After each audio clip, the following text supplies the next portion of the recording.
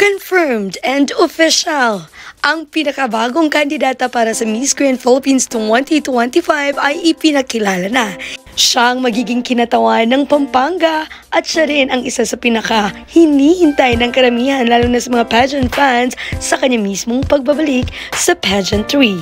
Ito ay walang iba kundi si Emma Tiglao, former Miss Intercontinental Philippines at ngayon ay susubukang sungkitin ang Miss Grand Philippines 2025 crown.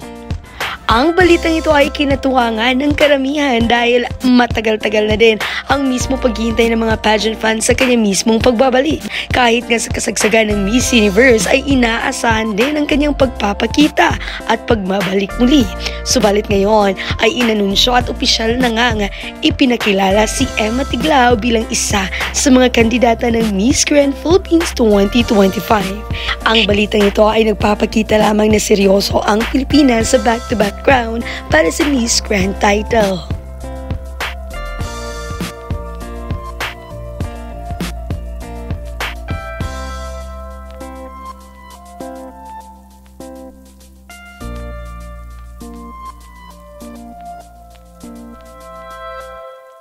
So there you have it guys, ano ang iyong masasabi ngayon na opisyal nang inanunsyo ang pagbabalik ni Emma Tiglao at ang kanyang pagsubok sa pagsungkit para sa Miss Grand Philippines crown?